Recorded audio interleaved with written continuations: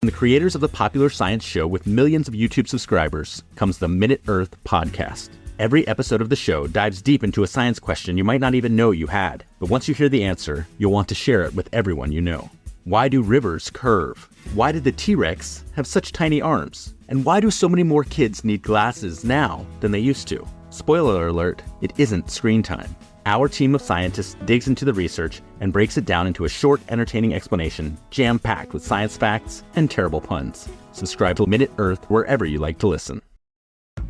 All you need is a few minutes to start your day off with something historic when you listen to the This Day in History podcast. Every day there's a new episode for you to listen and learn about what happened that day way back when. So listen and subscribe to This Day in History wherever you get your podcasts. That's This Day in History wherever you get your podcasts.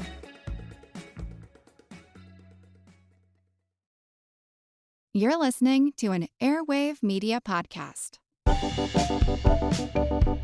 Hey there, everybody. Welcome to The Past and the Curious. This is episode 94. My name is Mick Sullivan, and I welcome you back. I'm glad you're here. It's summertime, and vacations are reasonably common this time of year, right? And oftentimes people venture to national parks. National parks are really historic places. They're really fantastic places. I've been to many of them in my life. There are many more that I have not been to that I hope to make it to someday. But behind all of the national parks are also stories of really interesting people. We're going to learn two of them today. One about a man named Colonel Charles Young and a woman named Minerva Hoyt. They're both really fascinating people, and if not for them, some of the national parks we know and love might not exist or be in the state that they are today, which is great. So what do you say we get started? Let's go visit some national parks.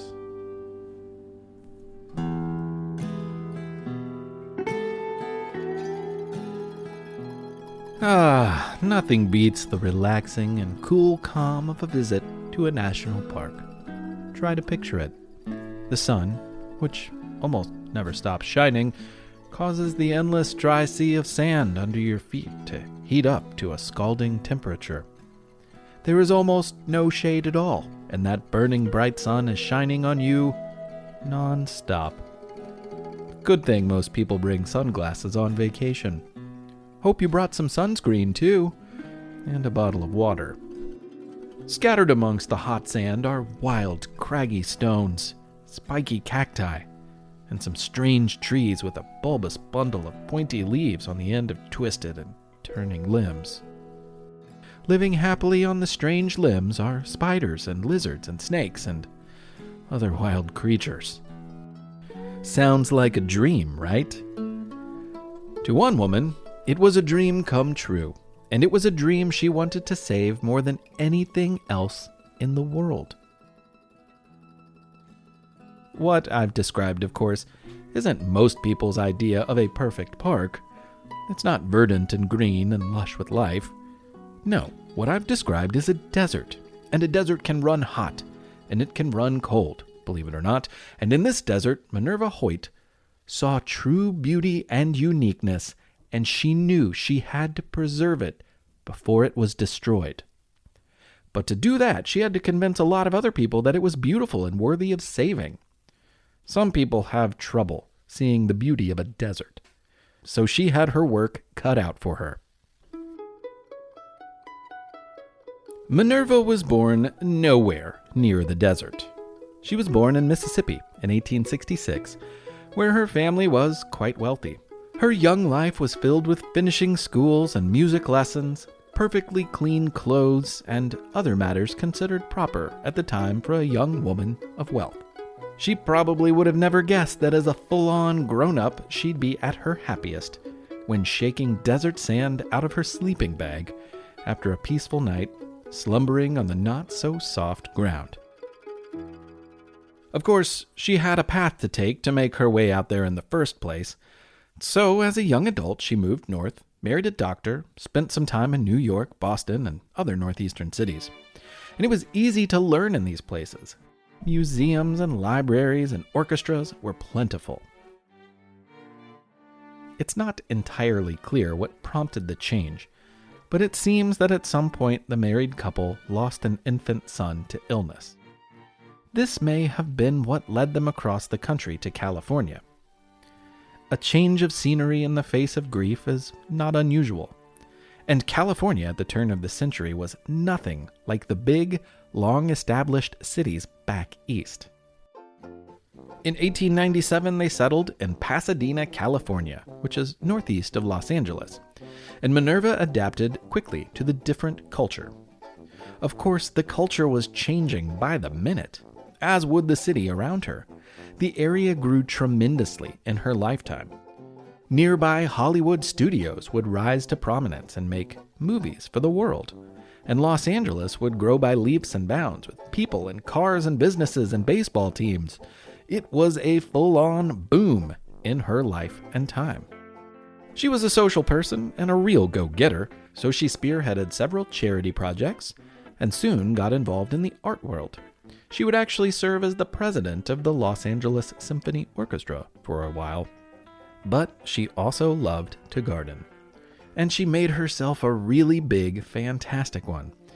The natural ecosystem in her part of California was nothing like Boston and nothing like Mississippi, but she was excited by the unusual to her plants and flowers that grew in the often inhospitable climate. Before long, her garden started getting attention. Forbes magazine, a magazine still around today, was originally dedicated to doers and doing, and they really liked her garden.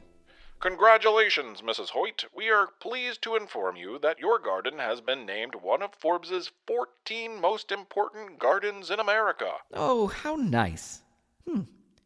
Did you say 14? Yes, 14 most important gardens in America. What an unusually random number, I think. Why 14? Can you tell me, am I in the top 10? Mrs. Hoyt, yours is one of the 14 most important gardens in America. I see. Won't you elaborate? Get more specific. Inquiring minds want to know. Mrs. Hoyt, yours is one of the 14 most important gardens in America. Well, why 14? Why not top 10 or top 15? Seems very random. Mrs. Hoyt, yours is one of the 14 most important gardens in America. We both know that means I'm number 14. But that's cool. Now what, you may ask, made Minerva's garden so special? I mean, not top 10 special, but pretty special. Hey! Sorry. Anyway, the answer is how much she fell in love with the natural plants native to her part of California, where deserts meet mountains and green valleys. She saw great beauty and value in the plants, and she integrated them into her landscape. The desert in the southeastern part of California first captured her imagination on the train ride they took when they first arrived. It captivated her through the window, and it stuck in her mind and invited her to explore, which she did. But her passion really exploded when, again, tragedy came for her. In 1918, her husband passed away, and the desert was a refuge. Usually with just one other woman, who she paid to join her, she explored the desert, and the socialite slept in sleeping bags on the sand by night and shaded herself from the sun by day. She was captivated by the Joshua trees, named by Mormon settlers who passed through the desert years before. The trees are tall and twisted with bundles of pointy leaves protruding from ball-like ends on the few branches each had. It's part of the yucca family, so if you've ever seen the long pointy leaves of a yucca, you might have an idea of what they look like. But she was also enthralled with the desert flowers, the tall cacti, and everything else. But she was also worried. Since the time she first steamed through the desert and gazed out the glass window at her beloved desert, she saw plants and trees quickly disappearing. Some people just like to light the Joshua trees on fire just to watch them burn in the vastness of the desert. Others were chopped down and the trunks were used for furniture, for keeping the steam engines burning, even as props for the movies being made in nearby studios. But it wasn't just the trees. Cactus-kicking numbskulls would just knock down a giant cacti for a cheap laugh. Also, more and more gardens were created for the wealthy, and rather than grow and cultivate plants for their rich customers, hired landscapers would just head out into the desert and dig up the same plants that Minerva had fallen in love with. Hey, you plant-stealing good-for-nothing! Bring that cactus back here! Minerva knew what she had to do. Save the desert near her home before it disappeared. After realizing most people had never seen and probably never would see a desert, she decided to convince them by taking the desert to them. She filled train boxcars with sand and stone and plants from the desert and sent them to Boston and New York, where she staged elaborate desert scenes for people to view. She kept desert flowers fresh in her hotel bathtub, and she told them what she saw. Over 30 years ago, I spent my first night in the Mojave Desert of California and was entranced by the magnificence of the Joshua Grove in which we were camping, and which was thickly sown with desert juniper and many rare forms of desert plant life. A month ago, I visited the same spot again. Imagine the surprise and the shock of finding a barren acreage with scarcely a Joshua tree left standing, and the whole face of the landscape a desolate waste, denuded of its growth for commercialism. So she met with government officials, had them to parties, picked them up at the airport, drove them around for days, just to try to make them see the desert as she saw it. One powerful man, the superintendent of Yellowstone National Park, after a 3-day tour with Minerva, found the desert lacking in any distinct, superlative, outstanding feature that would give it sufficient national importance to justify the establishment of a national park. His no was a pretty definite no. But Minerva wouldn't take no, even his no, for an answer. In fact, she said as much in conversations, letters, and even telegrams to powerful people. I won't take no for an answer. Stop. Thanks to a friend, she was able to get 2 books of pictures and an impassioned plea to President Franklin Roosevelt. FDR's cousin, Teddy, Theodore Roosevelt, had signed 5 national parks into law when he was president. FDR liked parks as much as the next guy, but coming out of the Great Depression, he was most interested in creating jobs for Americans. Minerva was confident that more parks would create more jobs, but more importantly, the landscape she loved and knew that other people would too was disappearing, and she knew she had to stop it. FDR agreed to meet with her, but he was a very busy man, and it is said that Minerva waited on the front steps of the White House to make sure that she didn't miss her chance. Roosevelt ultimately agreed with her and appreciated her dedication to the wildly unique part of America. In 1936, Roosevelt signed a law that made a huge portion of the land Joshua Tree National Monument. Minerva died in 1945, not totally satisfied because it was not a national park, it was a national monument. And since it was not, over the years the park lost land to railroads and mining, which of course brought more destruction. Finally, in 1994, Joshua Tree was made an official national park. None of that would have ever happened without the constant dedication, creative influence, and, in many cases, stubborn work of Minerva Hoyt. Beyond Joshua Tree, her influence helped preserve still more land in California, and even across the border in Mexico. Thanks to her impassioned work for the natural world of the desert, the president of Mexico referred to her as the Apostle of the Cacti, a name which she is still remembered by today. Minerva Hoyt is one woman who wanted to make a difference. All nature-loving generations who have followed and will follow owe her a debt of gratitude. Thanks to her, you can still go see Joshua trees, which I've done. It was remarkably cool. I mean, it was actually pretty hot when I went, but you know what I mean.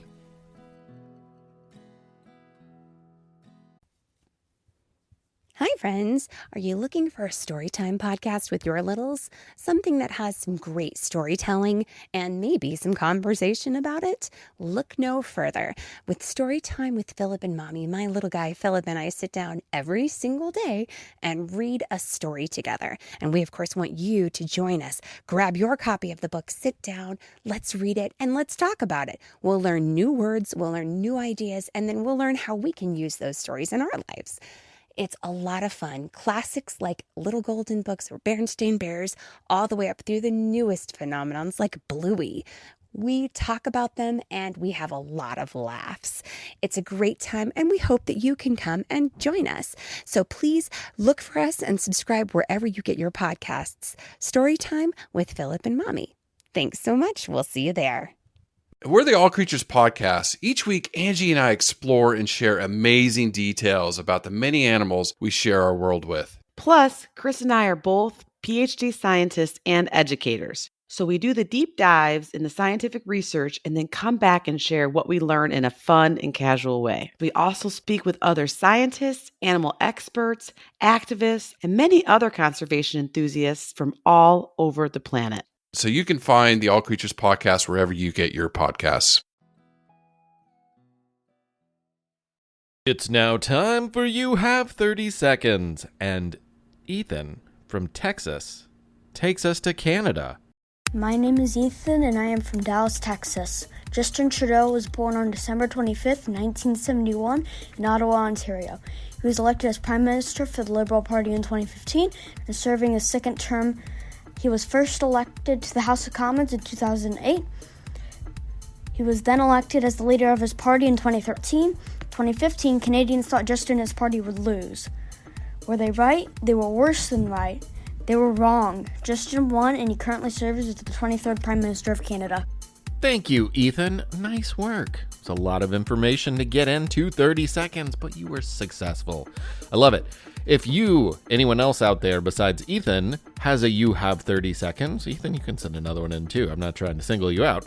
If anyone else has a 30 seconds that they want to tell, all you got to do is record yourself telling it and send it to me at hello@thepastandthecurious.com. Thank you. It's quiz time. It's quiz time. It's quiz time. Time. That's right. And as you might have guessed, the questions this month are about national parks. So let's giddy up and go. Of all the national parks in America, can you guess the one that is visited by the most people every year?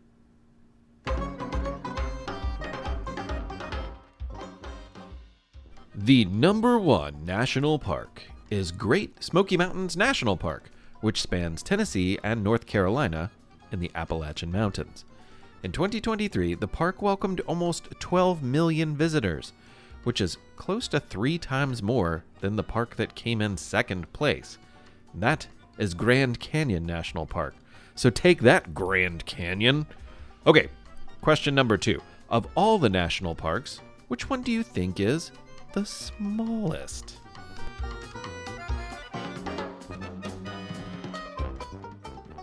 Gateway Arch National Park in St. Louis, Missouri is by far the smallest. It is under 100 acres in size. It is also unusual in that it really doesn't preserve much natural landscape, instead honoring the area's ties to history, including the Lewis and Clark expedition. But since it's a national park, the rules still apply, like not feeding the wildlife, which in this park is probably only squirrels and birds. Well, all right then, here's the third and final question. Just like that, it was very quick this month, wasn't it? Where is the only national park that is named after an American president?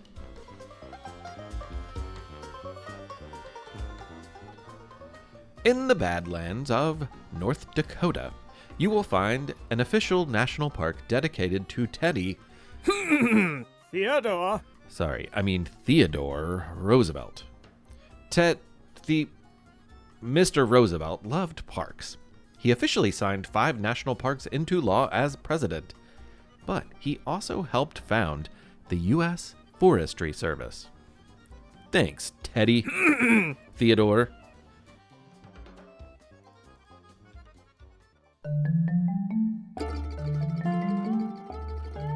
The largest tree in the world, the tree that if you could somehow measure how much wood it contains in its tremendous trunk and bulging branches, is a sequoia tree in California.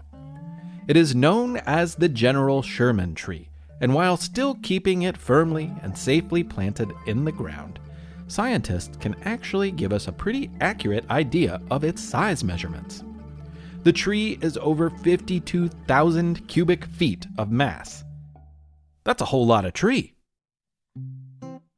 Now, its super size might lead you to the conclusion that it is also the oldest. Would you be right?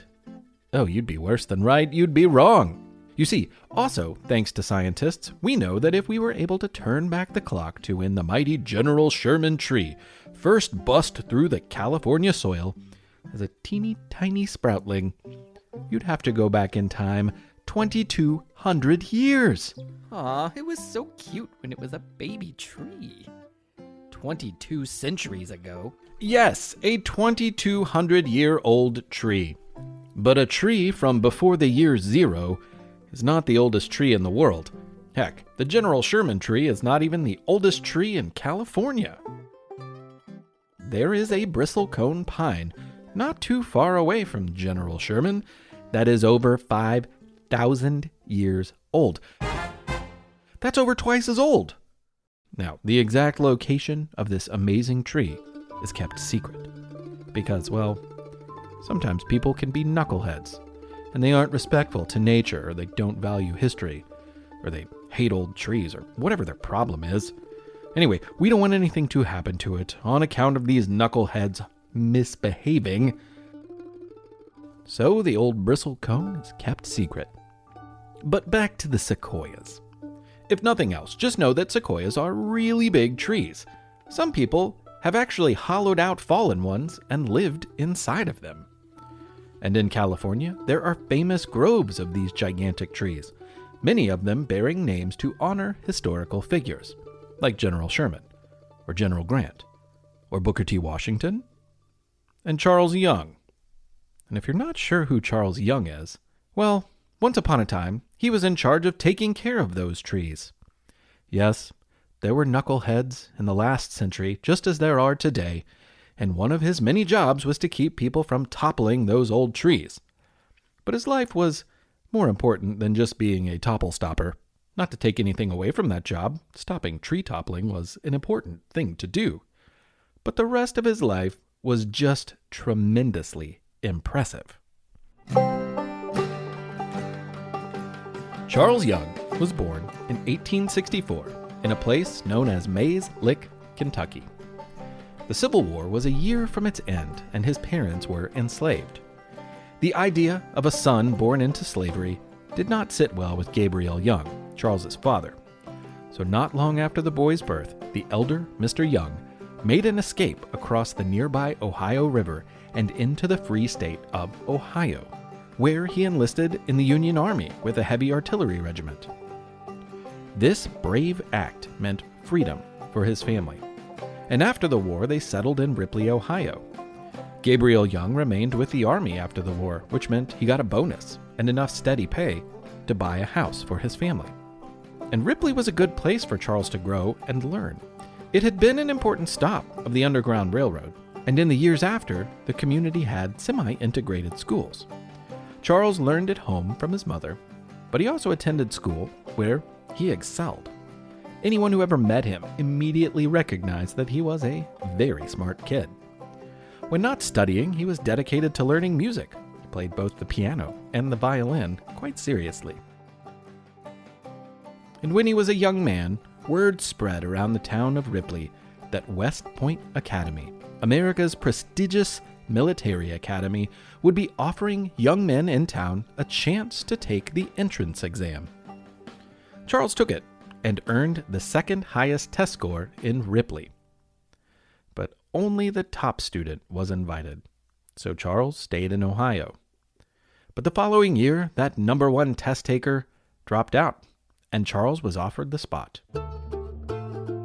He was the 9th black student to enroll at West Point, and his years there were tough. He faced a lot of discrimination from the other cadets, and he actually had to repeat his first year. The academics were very challenging. But he refused to quit, and in 1889 he became only the 3rd black graduate of West Point Military Academy. The United States military was segregated at the turn of the century and would remain so until 1948. So Charles was not allowed to command white troops. But not long after finishing West Point, he was sent out to the western side of the American continent, and Charles Young was appointed the 2nd lieutenant of the 9th Cavalry.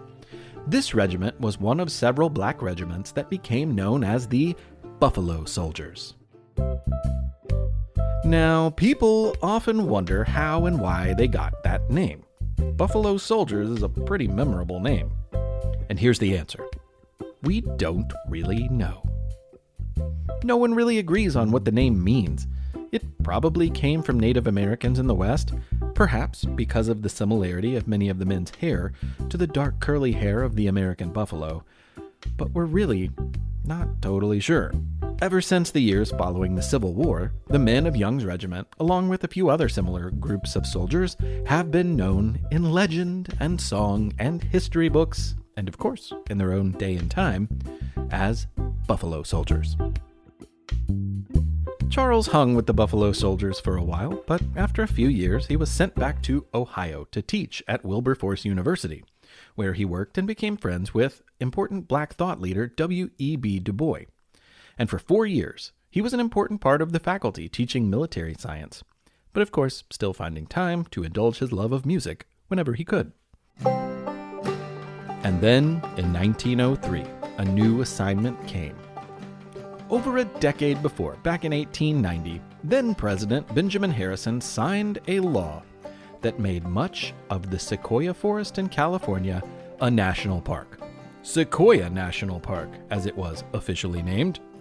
At that point in time, the only other national park was Yellowstone. And as there were only 2 parks, there was no Park Service, which is the name for the team of rangers and workers who take care of and protect the national parks.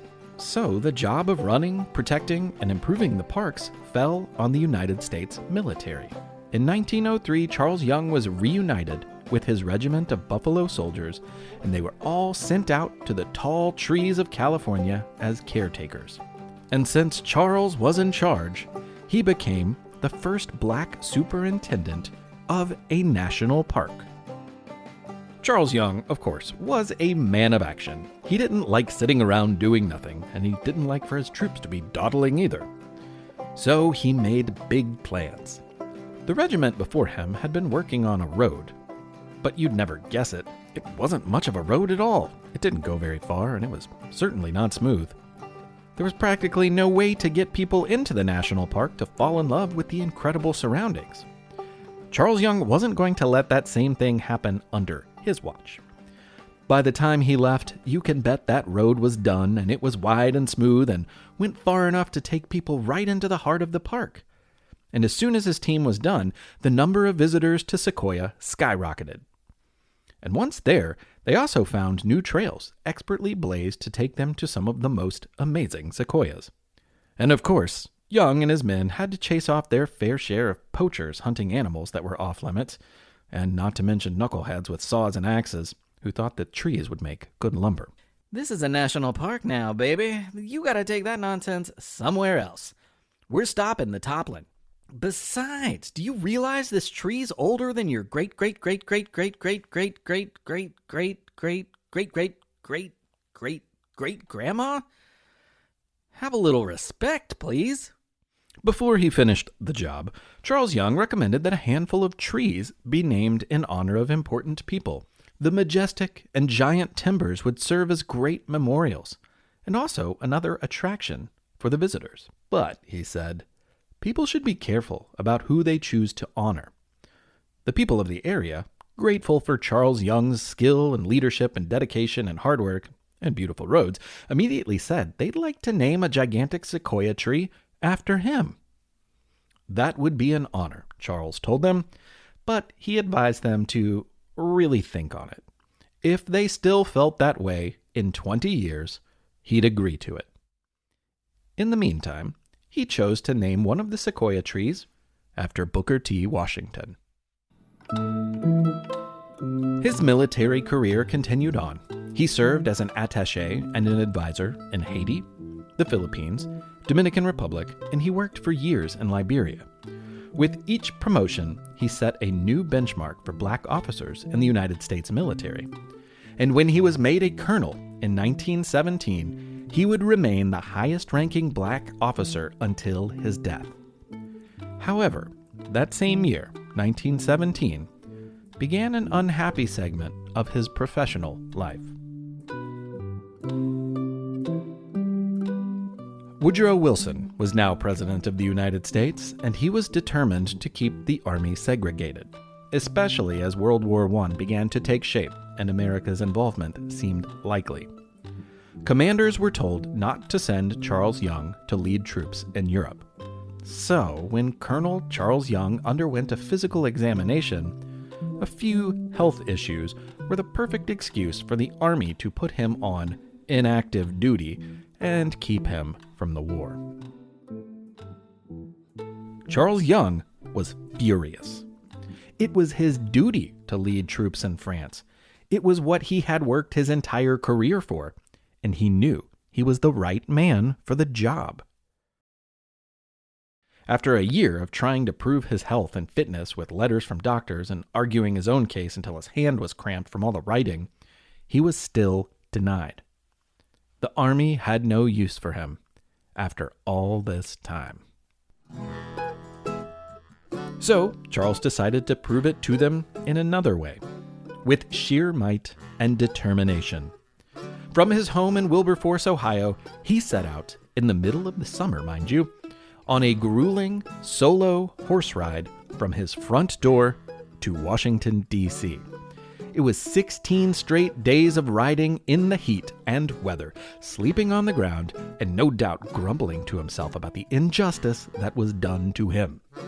Over 500 miles, hundreds of hours, and only two possible outcomes waiting for him in Washington: a yes or a no. 16 days after leaving Ohio, he rode his horse right into the Capitol to meet the Secretary of War. For the Secretary of War, it was plain to see that Colonel Charles Young was dedicated, demanded respect, and was physically fit. A marathon horse ride like that was tremendously difficult for even the healthiest. Did it make a difference? No, it did not. He was not given command in Europe. He was reinstated as a colonel, but he was given another assignment to Liberia. Colonel Young was upset, understandably, but he couldn't say no. He was a military man, and he felt like it was the right thing to do. This was his duty. Plus, he knew his demonstration went a long way towards black soldiers getting the respect they deserve. Sadly, Colonel Young would die in Liberia in 1922 of a quick illness. His body remained buried there for a year until his wife and many leaders demanded that he be brought back to America, the land that he served and defended, despite the leaders of his time not always giving him nor his soldiers the equality that they deserved and earned. He was reburied in Arlington National Cemetery, and he was only the fourth soldier to be given full honors at the illustrious burial ground. In 2021, 99 years after his death, he was promoted to Brigadier General. And if you visit Sequoia National Park today, you'll travel roads that were originally created and maintained by Young and his troops. And yes, despite his initial hesitation, there is a Colonel Charles Young tree in Sequoia National Park to honor his important memory. You'll find it very near the tree he himself chose to name after Booker T. Washington.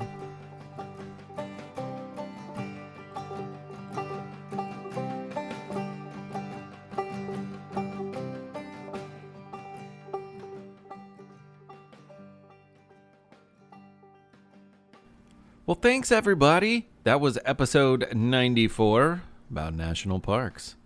There's so many national parks. I wouldn't be surprised if I do more episodes about national parks in the future.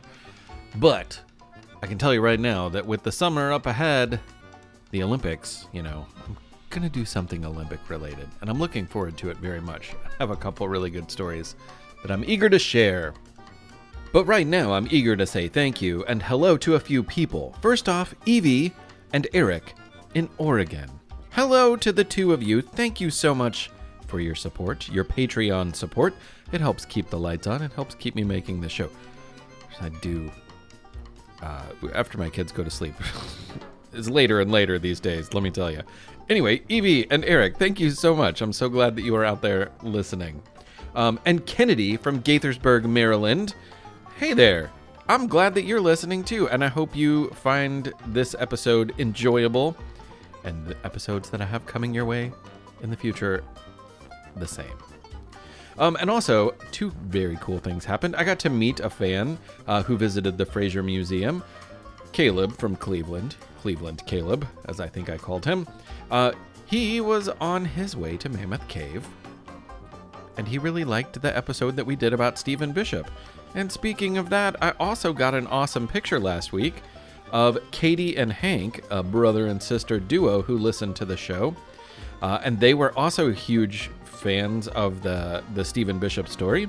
And they went out of their way and found Stephen Bishop's grave at Mammoth Cave National Park. Again, whoa, it's all connected, right? National Park. It's a national park. That's Kentucky's only national park. So, that was really cool. If any of you other people out there, listeners, families, individuals, anybody, even your dogs, I don't care. If you're going to a national park and you want to share a picture of that, I'd love to see it. And if we can share it, we will. But in the meantime, I hope you're having a good summer, and I will talk to you soon. My name is Mick Sullivan. This has been The Past and the Curious. Rock on, my friends.